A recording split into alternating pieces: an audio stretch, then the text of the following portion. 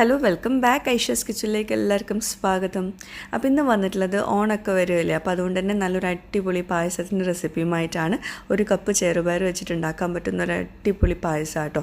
അസാധ്യ രുചിയാണ് ഈ ഒരു പായസത്തിന്. എന്തായാലും ഉണ്ടാക്കി നോക്കുക, എന്നിട്ട് ഫീഡ്ബാക്ക്സ് എഴുതിയറിയിക്കണം. അതുപോലെ നമ്മുടെ ചാനൽ ഇതുവരെ സബ്സ്ക്രൈബ് ചെയ്യാത്തവരുണ്ടെങ്കിൽ നിങ്ങൾക്ക് ചാനൽ ഇഷ്ടമാവുന്നുണ്ടെങ്കിൽ ഒന്ന് സബ്സ്ക്രൈബ് ചെയ്യണേ.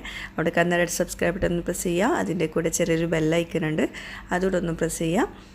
അപ്പോൾ ഇതുപോലെ കാണാം, ഇതിൽ ഓൾ വേണം പ്രസ് ചെയ്യാൻ. അപ്പോൾ ശരി, നമുക്ക് ഇന്നത്തെ റെസിപ്പിയിലോട്ട് പോകാം.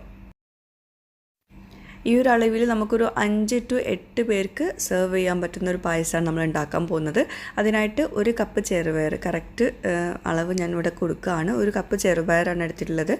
അത് നമ്മൾ നന്നായിട്ട് കഴുകിയെടുത്തിട്ട് വെള്ളത്തിലൊന്ന് കുതിർത്ത് വെക്കണം. ഈ ഒരു കപ്പ് ചെറുപയർ വെച്ചിട്ട് നമുക്ക് 5 മുതൽ 8 പേർക്ക് വരെ പായസം സെർവ് ചെയ്യാൻ പറ്റും. പിന്നെ ചെറുപയർ ലൂസൊക്കെ വാങ്ങിക്കുമ്പോൾ ചിലപ്പോൾ നമുക്ക് കല്ലൊക്കെ കാണാം. അപ്പം അതുകൊണ്ട് കല്ലൊക്കെ നോക്കിയിട്ട് അതൊക്കെ ഒഴിവാക്കിയിട്ട് വേണം ചെറുപയർ കഴുകിയെടുത്തിട്ട് വെള്ളത്തിൽ കുതിർത്ത് വെക്കാൻ കേട്ടോ. അതൊന്ന് ശ്രദ്ധിക്കുക. പിന്നെ ചെറുപയർ കഴിക്കുന്നത് പൊതുവേ പാൽ കൊടുക്കുന്ന അമ്മമാർക്കൊക്കെ നല്ലതാണ്. പിന്നെ ചെറുപയറും ശർക്കരയും കൂടി ആകുമ്പം പാലുണ്ടാവാനൊക്കെ വളരെ നല്ലതാണ്. അപ്പം അങ്ങനെയുള്ളവരൊക്കെ കഴിക്കുന്നതും കുടിക്കുന്നതൊക്കെ നല്ലതാണ് കേട്ടോ. പിന്നെ തേങ്ങാപ്പാലും നല്ലതാണ് പാൽ കൊടുക്കുന്ന അമ്മമാർക്ക്. അപ്പോൾ അങ്ങനത്തെ ഒരു കോമ്പിനേഷനാണ് നമ്മളിപ്പോൾ ഇന്ന് കാണിക്കുന്നത്. അപ്പോൾ നമ്മൾ വെള്ളത്തിൽ സോക്ക് ചെയ്ത് വെച്ചിട്ടുണ്ട്. ചൂടുവെള്ളത്തിൽ സോക്ക് ചെയ്ത് വെക്കുകയാണെങ്കിൽ പെട്ടെന്ന് സോക്കായി കിട്ടും. ഞാൻ ചെറിയൊരു ചൂടുവെള്ളത്തിലാണ് സോക്ക് ചെയ്ത് വെച്ചിട്ടുള്ളത് കേട്ടോ. അപ്പോൾ 2 മണിക്കൂറൊക്കെ കഴിഞ്ഞിട്ട് നമുക്ക് തയ്യാറാക്കിയെടുക്കാം. അപ്പോൾ ചെറുപയർ ഈ ഒരു പരുവത്തിലായിട്ടുണ്ട്. കളർ തന്നെ മാറിയിട്ടുണ്ട് കേട്ടോ. നന്നായിട്ട് സോക്കായിട്ട് വന്നിട്ടുണ്ട്. ഇനി നമുക്ക് ആ വെള്ളം ഒന്ന് ഡ്രെയിൻ ചെയ്തിട്ട് നമുക്ക് പ്രഷർ കുക്കറിലോട്ട് ഇട്ട് കൊടുക്കാം. ഇനി ഇത് ഒരു 3 കപ്പ് വെള്ളത്തിലാണ് ഞാനിത് വേവിച്ചെടുക്കുന്നത്. അതായത് ചെറുപയറിൻ്റെ 3 ഇരട്ടി വെള്ളമാണ് നമ്മൾ എടുക്കുന്നത് കേട്ടോ. അപ്പോൾ ഞാനിപ്പോൾ ഇവിടെ 1 കപ്പ് ചെറുപയറാണ് എടുത്തിട്ടുള്ളത്. അപ്പോൾ അതുകൊണ്ട് തന്നെ 3 കപ്പ് വെള്ളമാണ് എടുക്കുന്നത് അത് വേവിക്കാൻ വേണ്ടിയിട്ട്. പിന്നെ ഇതിലോട്ട് ഒരു നുള്ളു ഉപ്പ് ചേർത്ത് കൊടുക്കുന്നുണ്ട്. ചെറുപയർ വേവിക്കുന്ന സമയത്ത് ഉപ്പ് ചേർത്താൽ ഗ്യാസിൻ്റെ പ്രോബ്ലം ഒന്നും ഉണ്ടാവില്ല എന്നാണ് പറയാറ്. അപ്പം അതുമല്ല, നല്ല രുചി കൂടാനും ഉപ്പ് ചേർത്ത് വേവിക്കുന്നത് നല്ലതാണെന്ന് പറയാറുണ്ട്. അതുകൊണ്ടാണ് ചേർത്തിട്ടുള്ളത് കേട്ടോ. അപ്പോൾ അതൊരു 2 വിസിൽ വരുന്നവരെ അവിടെ മീഡിയം ഫ്ലെയിമിൽ വെച്ചിട്ടുണ്ട്. അപ്പോഴേക്ക് നമുക്ക് ശർക്കര പാനി ഒന്ന് റെഡിയാക്കി എടുക്കാം. ഞാനൊരു 3 ക്യൂബ് എടുത്തിട്ടുണ്ട് കേട്ടോ ശർക്കര. അപ്പോൾ മധുരത്തിനനുസരിച്ച് എടുക്കുക. ഞാനിപ്പോൾ ഒരു 3 കട്ടാണ് എടുത്തിട്ടുള്ളത്. ഇപ്പോൾ നമ്മൾ ചീവി എടുക്കുന്ന ശർക്കരയാണെങ്കിൽ തന്നെ എന്താ പറയുക, അതിൻ്റെ എക്സാക്റ്റ് മെഷർമെൻറ്റ്സ് നമുക്ക് പറയാൻ പറ്റില്ലല്ലോ. അപ്പോൾ അതുകൊണ്ട് തന്നെ മധുരത്തിന് പാകമായിട്ട് എടുക്കുക കേട്ടോ. ഒരുപാട് ശർക്കര ആവും ചെയ്യരുത്, അതൊന്ന് ശ്രദ്ധിക്കുക. അങ്ങനെ ആകുമ്പോൾ ശർക്കരയുടെ ഫ്ലേവർ ആയിരിക്കും മുന്നിട്ട് നിൽക്കുക. അപ്പോൾ ശർക്കര കുറഞ്ഞ വെള്ളത്തിൽ, ഒരു 1/2 കപ്പ് വെള്ളത്തിൽ ഒന്ന് നന്നായിട്ട് മെൽറ്റ് ചെയ്തെടുക്കുക കേട്ടോ. ഞാൻ അത്യാവശ്യം മധുരം കഴിക്കുന്ന ആളാണ്. അപ്പോൾ അതുകൊണ്ട് തന്നെ ഈ ശർക്കര ഞാനിപ്പോൾ എടുത്തത് നല്ല കറക്റ്റാട്ടോ. എനിക്ക് നല്ല പാകത്തിലാണ് വന്നിട്ടുള്ളത്. അപ്പം 1 കപ്പ് ചെറുപയറിലോട്ട് 3 ഇതുപോലെ കട്ട എടുത്താൽ മതി, ക്യൂബ് എടുത്താൽ മതി. അപ്പം ശർക്കര മെൽറ്റ് ചെയ്തിട്ട് ഞാൻ മാറ്റി വെച്ചിട്ടുണ്ട്. അപ്പോഴേക്കും നമ്മുടെ ചെറുപയറും വന്നിട്ടുണ്ട്. ചെറുപയർ നല്ല കറക്റ്റായിട്ട്, കുറച്ച് വെള്ളം ഇച്ചിരി കൂടിയിട്ടുണ്ട്. പക്ഷേ അത് ഉണ്ടായിക്കോട്ടെ, നമുക്ക് അത്രയും വേണം. പായസമല്ലേ, വളരെ കട്ടിയിൽ ഉണ്ടാക്കി കഴിഞ്ഞാൽ കുറച്ച് കഴിഞ്ഞാൽ അത് ഭയങ്കര തിക്കാവുമല്ലോ. അപ്പം നമുക്കത് കുടിക്കുമ്പോൾ കുറച്ചുകൂടി വെള്ളം ഒഴിക്കേണ്ടി വരും. അപ്പോൾ ഇതിപ്പോൾ നല്ല കറക്റ്റാട്ടോ വെള്ളത്തിൻ്റെ അളവൊക്കെ. അപ്പോൾ ഇതാ നന്നായിട്ട് മിക്സ് ചെയ്തിട്ട് അവിടെ മാറ്റി വെച്ചിട്ടുണ്ട്. ഇനി നമ്മൾ ഏത് പാത്രത്തിലാണോ നമ്മൾ പായസം ഉണ്ടാക്കുന്നത് ആ പാത്രത്തിലോട്ട് കുറച്ച് നെയ്യ് ചേർത്ത് കൊടുക്കുന്നുണ്ട്. ഒരു 2 ടീസ്പൂണോളം നെയ്യ് ചേർത്തിട്ടുണ്ട്. എന്നിട്ട് അതിലോട്ട് നമ്മൾ നേരത്തെ വേവിച്ച് വെച്ചിട്ടുള്ള ചെറുപയർ ആ വെള്ളത്തോട് കൂടി തന്നെ മൊത്തത്തിൽ ചേർത്ത് കൊടുക്കുക. എന്നിട്ട് ആ നെയ്യിൽ കിടന്നിട്ട് കുറച്ചൊന്ന് തിളയ്ക്കണം. ഒന്നുകൊണ്ട് തിളച്ച് ഒന്ന് നെയ്യിലെല്ലാം കൂടി ഒന്ന് കമ്പൈനായിട്ട് ആ നെയ്യിൻ്റെ ഫ്ലേവർ ഈ ചെറുപയർ പിടിക്കുന്ന സമയത്ത് ഒരു 2-3 മിനിറ്റ് ഒന്ന് കുക്ക് ചെയ്തെടുക്കുക. ആ ഒരു സമയത്ത് നമുക്കിതിലോട്ട് നമ്മൾ നേരത്തെ മാറ്റി വെച്ചിട്ടുള്ള ശർക്കര പാനി ചേർത്ത് കൊടുക്കുക. അരിപ്പയിലൂടെ അരച്ചിട്ട് വേണം ചേർത്ത് കൊടുക്കാൻ കേട്ടോ. അതിൽ അഴുക്കുണ്ടാവും. അപ്പോൾ അതുകൊണ്ട് തന്നെ അരിപ്പയിലൂടെ അരച്ചിട്ട് ചേർത്ത് കൊടുക്കുക. എന്നിട്ട് നന്നായിട്ട് മിക്സ് ചെയ്യുക. അപ്പോൾ ഇതാ വെള്ളമൊക്കെ കാണുമ്പോൾ തന്നെ നിങ്ങൾക്ക് മനസ്സിലാവും ഇച്ചിരി ലൂസായിട്ടാണ് കിടക്കുന്നത്. പക്ഷെ അത്ര വേണം, പായസമാണ്. അത് ഞാൻ വീണ്ടും പറയാൻ കാരണം വെള്ളം കുറച്ച് ചെയ്യരുത് കേട്ടോ.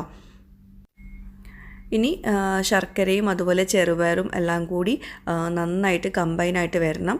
അപ്പോൾ അതുകൊണ്ട് തന്നെ ഇത് അവിടെ കിടന്നിട്ട് ചെറിയ ഫ്ലെയിമിൽ വെച്ചിട്ട്, ഒരു മീഡിയം ഫ്ലെയിമിൽ വെച്ചിട്ട് നന്നായിട്ട് കുക്കായി കിട്ടണം. പിന്നെ ഇതാ ഒന്നിങ്ങനെ തിളയ്ക്കുന്നുണ്ട്. ആ തിളയ്ക്കുന്ന സമയത്ത് നമുക്കൊരു വലിയ ടേബിൾ സ്പൂണോളം തേങ്ങ ചെരുവിയത്, ഫ്രഷ് ആയിട്ടുള്ള തേങ്ങ ചെരുവിയത് ചേർത്ത് കൊടുക്കുക. അപ്പോൾ ഇത് ചേർക്കുമ്പോൾ ഒരു പ്രത്യേക ടേസ്റ്റാണ് നമ്മുടെ പായസത്തിന്. അത് ട്രൈ ചെയ്യുമ്പോഴേ മനസ്സിലാവുള്ളൂ. പിന്നെ ഞാൻ തേങ്ങാക്കൊത്ത് വറുത്തിട്ടൊന്നും ഇട്ട് കൊടുക്കുന്നില്ല. കാരണം നമ്മൾ ചെറുപയർ ഓൾറെഡി നമുക്ക് കടിക്കാൻ അത്യാവശ്യം ഉണ്ടാവില്ലേ കുടിക്കുന്ന സമയത്ത്. അപ്പോൾ അതുകൊണ്ട് തന്നെ നമ്മൾ തേങ്ങാക്കൊത്തും കൂടി ചേർക്കുമ്പോൾ മൊത്തം നമുക്ക് കടിക്കുന്ന പരുവത്തിലാവും. അപ്പോൾ അതിനേക്കാളും നല്ലത് ചേർക്കാണ്ടിരിക്കുകയാണ്. നിങ്ങൾക്ക് ഇഷ്ടമാണെങ്കിൽ ചേർത്ത് കൊടുത്തോളൂ. ചെയ്തോളൂ. പക്ഷേ തേങ്ങ ചിരവിയത് 1 ടേബിൾ സ്പൂൺ, ഒരുപാടൊന്നും വേണ്ട, 1 ടേബിൾ സ്പൂൺ ചേർക്കുമ്പോൾ അതിൻ്റേതായ ടേസ്റ്റ് ഉണ്ട്. അതിടയ്ക്ക് ഇങ്ങനെ ഒന്ന് കഴിക്കുമ്പോൾ ടേസ്റ്റ് ഉണ്ട്. അപ്പം എല്ലാം കൂടി നന്നായിട്ട് മിക്സ് ചെയ്തിട്ട് നന്നായിട്ടൊന്ന് തിളക്കട്ടെ. ആ ഒരു സമയത്ത് നമുക്ക് ഒരു 1/4 ടീസ്പൂണ് ചെറിയ ജീരകത്തിൻ്റെ പൊടിയും ഒരു 1/2 ടീസ്പൂണ് ഏലക്കാപ്പൊടിയും, ഇത് രണ്ടുമാണ് ഞാൻ ചേർത്തിട്ടുള്ളത്. എൻ്റെ അടുത്ത് ചുക്കിൻ്റെ പൊടി ഇപ്പോൾ സ്റ്റോക്ക് ഇല്ല, അതുകൊണ്ട് ഞാൻ ചേർത്തിട്ടില്ല. പക്ഷേ ഇത് 2 ചേർത്ത് കൊടുത്താലും മതി. ചുക്ക് പൊടി ഉണ്ടെങ്കിൽ ഒരു 1/4 ടീസ്പൂൺ അതും കൂടി ചേർത്ത് കൊടുക്കുക. അതായത് ഡ്രൈ ജിഞ്ചർ പൗഡറാണ്, അതുണ്ടെങ്കിൽ ഒരു 1/4 ടീസ്പൂണും കൂടി ചേർത്ത് കൊടുക്കാം. അപ്പോൾ ഞാൻ ഫ്ലെയിം ഓഫ് ചെയ്തിട്ടുണ്ട് കേട്ടോ. അത് ചേർത്തിട്ട് തിളയ്ക്കുന്ന സമയത്ത് ഞാൻ ഫ്ലെയിം ഓഫ് ചെയ്തിട്ടുണ്ട്. ഇനി നമുക്കിതിലോട്ട് ഒരു സംഭവം കൂടി ചേർക്കാനുണ്ട്, നല്ല കട്ടിയുള്ള തേങ്ങാപ്പാൽ.